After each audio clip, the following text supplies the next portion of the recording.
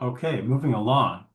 Let's take a look at the other case where the potential energy barrier is larger than the energy of the particle. Hang on. All right. First, let's just quickly recap what we've done. We looked at the case of where the energy of the particle is greater than the height of the barrier and found the form of the wave function in region 1 and in region 2. And what we found in region 1 is that in general, we should have a term that represents a right-moving wave. That would represent the incident particle.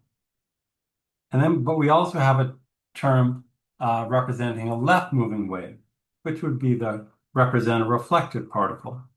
Okay? In region 2, we have a single term that describes a particle moving to the right, and this would be the transmitted particle. Okay? So far, we've just shown that that a solution that looks like this solves Schrodinger's equation, all right? And that we can kind of interpret the terms. And that it leads us to expect, like in other wave mechanics problems, that we could have partial reflection and partial transmission. Later, we'll figure out what the probability of reflection and transmission are for particular cases. But we're going to leave that to the next video after this because it's a little bit challenging, okay? But for the moment, instead, I want to turn and talk about the second important case. That's the step potential, where the energy of the particle is less than the height of the barrier, all right? Of course, that one looks like this. Exactly. We have a potential step of height u0, and the particle energy is simply less than the energy of the step. Well, here's the thing. This system is exactly like the one that we just described, with this one difference, that E is less than u0. So in particular, we can have, in region 1, we can have an incident and reflected wave.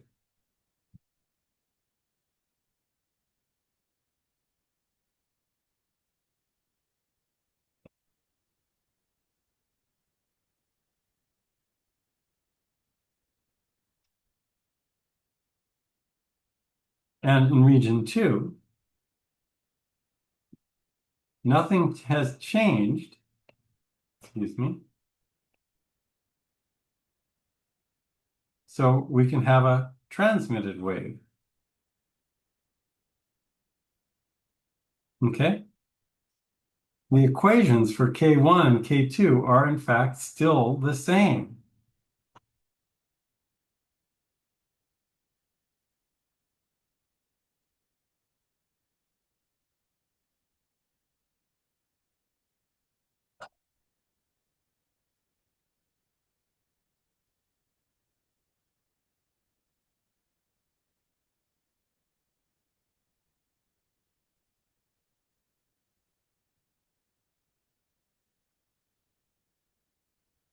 Only there's something terrible going on. For K2, you'll notice that this term inside of the square root, E minus U, this is less than 0. So that means that K2 is actually the square root of a negative number. It's imaginary. Okay? Yikes.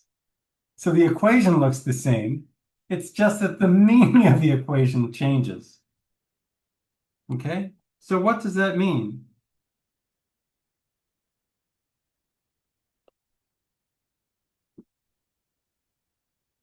Excuse me.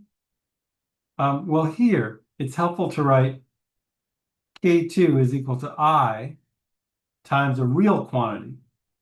Okay? So if K2 is I times alpha and K2 is imaginary, then of course alpha is real. All right?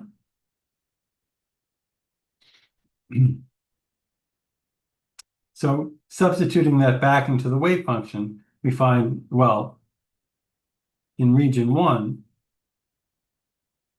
we still have a e to the I k1x plus b e to the minus I k1x. But in region 2,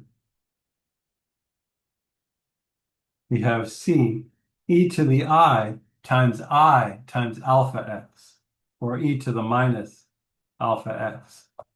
Okay?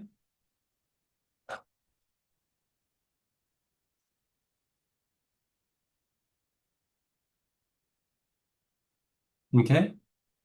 So now notice that the wave function in region 2 looks like a decaying exponential.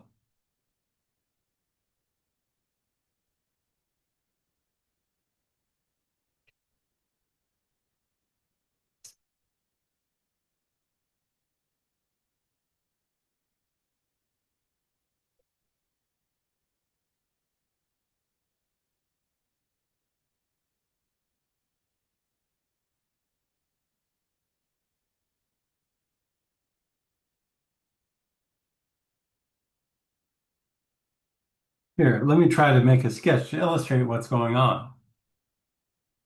In region 1, where the kinetic energy is where the energy is greater than the potential energy, or the kinetic energy is positive, the wave function is an oscillatory function. Okay? Not a very nice one. Let me try that drawing one more time. 1 second. Okay, here we are. So in region 1, where the energy is greater than the potential energy, the wave function is an oscillatory function. Okay? We could write it as a sum of sine and cosine functions. But in region 2, the wave function is a decaying exponential function, e to the minus alpha x. It looks like this. Okay? So the wave function, so interestingly, the wave function dies away as we move away from the interface between the two regions. But the wave function definitely penetrates into the forbidden region. It penetrates into the barrier. And we can define a penetration distance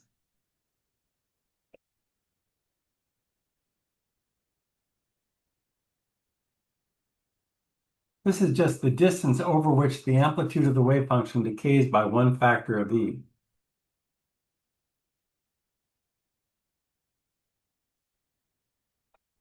Since then, if psi 2 is proportional e to the minus alpha x, then when alpha is equal to, when x is equal to delta, then we have e to the minus alpha delta, which is just e to the minus 1. All right?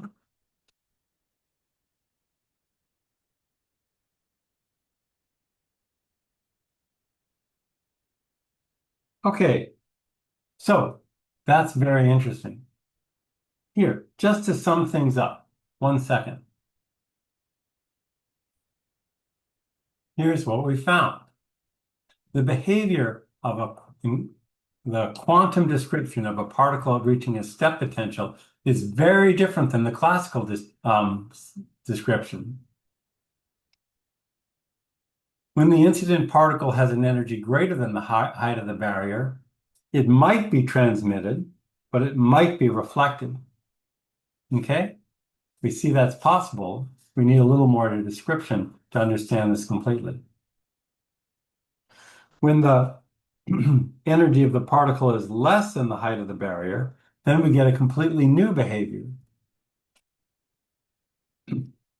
There's a non-zero probability of finding the particle within the barrier because the wave function of the particle penetrates into the barrier, a distance equal to a distance of the order of the penetration depth.